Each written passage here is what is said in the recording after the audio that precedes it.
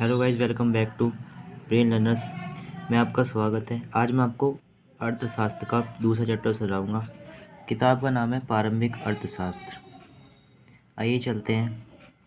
वस्तुओं का वर्गीकरण पहला टॉपिक आता है। वस्तुओं का वर्गीकरण। वस्तुओं का वर्गीकरण में आता है अर्थव्यवस्था में अनगिनत वस्तुएं होती हैं और उत्पादित तथा उपयोग की जाती हैं। यानी अर्थव्यवस्था में जो भी हम यूज करते हैं, जैसे कि हम बैग यूज करते हैं, जूते यूज करते हैं, कमीज यूज करते हैं इत्यादि भिन्न वस्तुएं जो भी होती हैं वो भी अर्थव्यवस्था में आती हैं। अर्थव्यवस्था में ये सारी वस्तुएं दो प्रकार की होती हैं, एक तो अंतिम वस्तुएं तथा एक मध्यवर्ती वस्तुएं, और दूसरी होती है उपभोग वस्तुएं तथा पूंजीगत वस्तुएं। अब आता है कि अंतिम वस्तुएं कौन सी होती हैं। वे वस्तुएं होती हैं जो उत्पादन की सीमा रेखा को पार कर चुकी होती हैं और अपने अंतिम प्रयोगकर्ताओं के काम में आती हैं।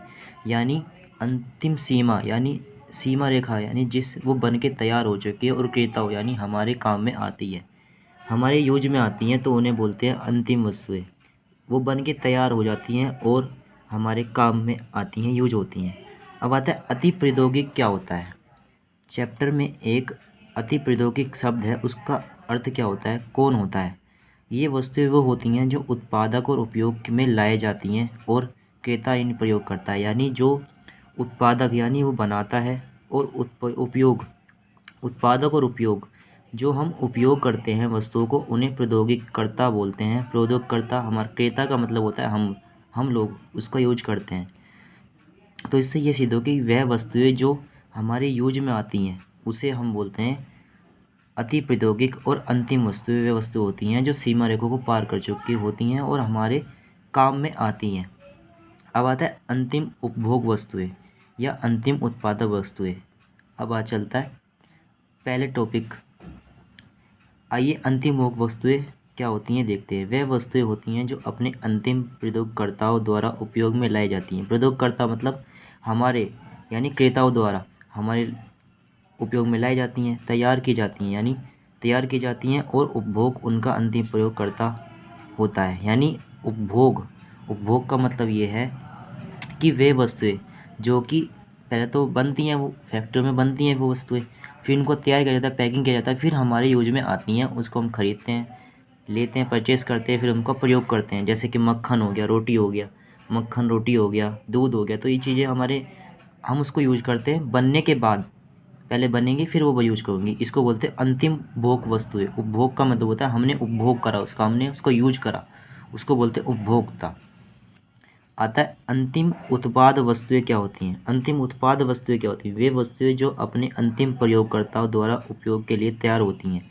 उत्पादक उनके अंतिम प्रयोगकर्ता कहते हैं। किसान द्वारा ट्रैक्टर का प्रयोग होना, यानी ऐसी वस्तुएं जो कई बार यूज कर सकती हैं। जैसे कि अब कोई हेक्टेयर है, जैसे कि ट्रैक्टर है, और उसका किसान यूज कर रहा है, तो किसान बहुत बड़े उसमें उसका यूज करेगा और कई बार यूज कर सकता है।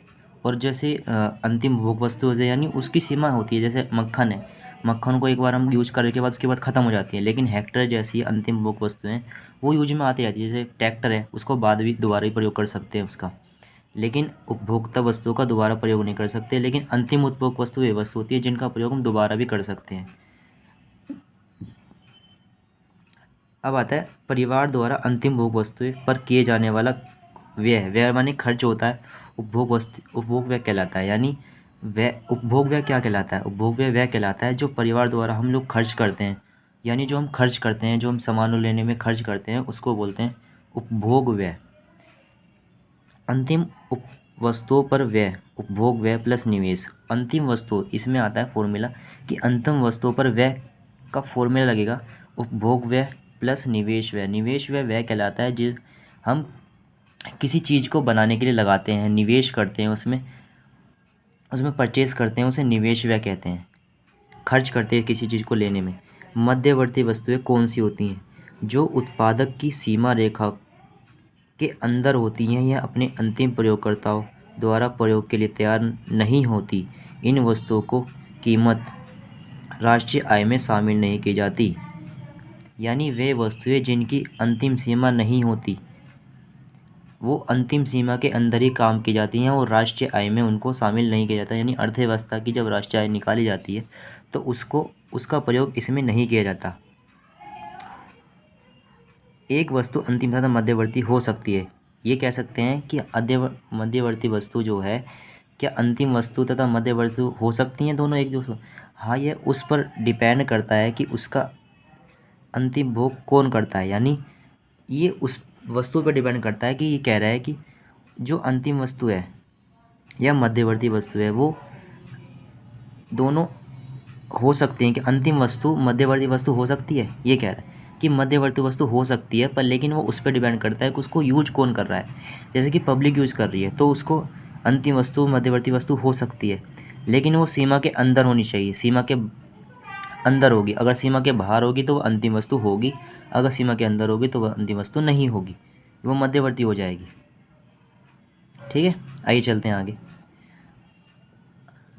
अब आता है उपभोग वस्तु या उपभोक्ता वस्तु। उपभोग माने हम लोग उसका उपभोग करते हैं, उपभोक्ता करने वाला होता है उपभोग। आइए चलते हैं।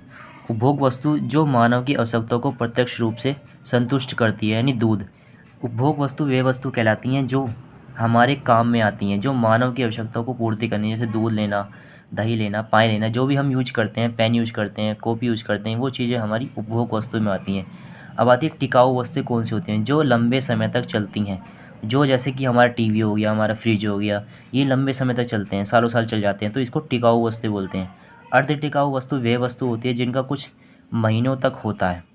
जैसे कोई बर्तन हो गया, जैसे बैग हो गए, तो फटने के बाद वो ख़राब हो जाते हैं, तो 1-2 साल तक ही चलते हैं। ये होते हैं अर्ध टिकाऊ वस्तुएं। गैर टिकाऊ वस्तु वे होती हैं जैसे पेट्रोल हो गया, पानी हो गया, जो एक बार प्रयोग में लाई जाती हैं। जैसे पेट्रोल है, पानी का एक बार प्रयोग करने के बाद उसको वो ख़त्म हो जाता है, तो वो अर्ध गैर टिकाऊ वस्तु में आएगा। अब आता है सेवाएं किसे कहते हैं। गैर भौतिक वस्तुएं जिन्हें जिन्हें छुआ देखा नहीं जा सकता, ऐसी वस्तुएं जिनको देखा या छुआ नहीं जा सकता, वे वस्तुएं सेवाएं कहलाती हैं। जैसे कि सरकार, नौकरी करना, डॉक्टरी, पुलिस एक तरह की सेवा है ये, और इसको देखा या नहीं जा सकता, लेकिन पुलिस हमारी फिर भी हमारी सेवा करती है, कानून के अंदर हमारा काम करती है, कानून चलती है, सरकार हमारा काम करते हैं, हम उसको देख नहीं सकते, लेकिन वो सेवा एक तरह की। जैसे SBI जो लोग हैं, बैंक के सारे जो काम करते हैं वो सेवा करते हैं, तो ये सेवाओं में आ जाता है। अब आता है पूंजीगत वस्तुएं कौन सी होती हैं। ये वे वस्तुएं होती हैं जो किसी अन्य निर्माण में सहायक होती हैं तथा ही इनका प्रयोग लाभ कमाने के लिए किया जाता है। जैसे कि कोई भी फैक्ट्री अपने लाभ कमाने के लिए कुछ अर्जित करता है, कुछ लगाता है, तो उसमें पूंजीगत वस्तु यानी पूंजी का प्रयोग करना, पूंजी का प्रयोग करके कुछ स्टॉक बनाना, कुछ उत्पादक करना, कुछ प्रदान करना, कुछ वस्तु बनाना, तो उसे कहेंगे पूंजीगत वस्तुएं। अब आता है निवेश। बची हुई पूंजी की किसी काम में प्रयोग लाकर उसी वृद्धि करना निवेश कहलाता है, यानी निवेश। जैसे कि हम सेविंग करते हैं और हमारे पैसा बच जाता है, तो हम उसको किसी ऐसी जगह लगाएंगे जिससे हमको अर्जित हो सके। जैसे कोई बिजनेस करेंगे तो हमारे को फ़ायदा होगा उससे, तो उसे निवेश कहते हैं। किसी निवेश में पैसा लगा के उससे लाभ कमाना या पूंजी निर्माण की प्रक्रिया होती है। बचत क्या होता है। आय का वह हिस्सा जो हम खर्च नहीं करते उसे बचत कहते हैं। बचत यानी सेविंग। सेविंग किसे कहते हैं। सेविंग उसे कहते हैं जो हम बचत करते हैं, जो हम सेविंग करते हैं, जो हम अपने व्यय से बचाते हैं, उसे हम सेविंग कहते हैं। जैसे पैसे बचाना, सेविंग करना, किसी भी चीज़ की सेविंग हो सकती है।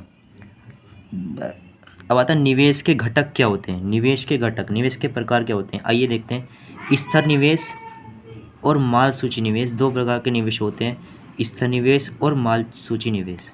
आइए, जो निवेश एक लंबे समय और बड़ी पूंजी के साथ लगाया जाता है और बड़े पैमाने पर लगाया जाता है, यानी स्थिर निवेश वह निवेश जो जैसे कि ज़्यादा मात्रा में उसको लगाया जाता है। जैसे कोई बड़ी फैक्ट्री लगाई गई तो उसे बोलेंगे मैं स्थिर निवेश। जैसे कोई मशीन बनाना, मशीनों का काम करना, कुछ बड़ी फैक्ट्री लगाना, तो वह स्थिर निवेश होगा, कुछ मोटा पैसा लगाने के तौर पे होगा, तो स्थिर निवेश कहलाएगा। अब आता है माल सूची निवेश, वह होता है जो कुछ समय के लिए किया जाता है और छोटे पैमाने पर किया जाता है। जैसे मार्केट के डब्बे का हम प्रयोग कर, मार्केट के डब्बों का बिजनेस कर रहे हैं, उनको ख़रीद के हम बेच रहे हैं, तो उसके बाद ख़त्म होने के बाद वो ज़्यादा बड़ा छोटा जैसे 5 रुपये का आता है वो तो, लेकिन बड़े बड़े जो होते हैं टीवी, पंखे, ऐसे कपड़े को ना स्थिर निवेश कहलाता है। माल सूची वह निवेश होता है जिसे हम कच्चा माल तैयार करना, कच्चा माल लेकर आना, छोटे छोटे पेन बनाना, छोटी छोटी वस्तुओं को बनाना, छोटा जिसमें छोटा उद्योग लगता है, छोटे पैसे कम पैसे लगते हैं, उनको बोलते हैं माल सूची निवेश। इस तरह निवेश होता है जो बड़े पैमाने पर लगा जाता है। आशा करता हूँ आपको अच्छा लगा होगा। आगे की वीडियो में बाद में बनाऊँगा। आप कमेंट करके बताएं कि क्या वीडियो सही है। अगर कोई गलती हो तो मिस्टेक हो तो मुझे बताएं, और लाइक करें वीडियो को, शेयर करें और कमेंट करें। आशा करता हूँ आपको अच्छा लगे। थैंक यू, धन्यवाद।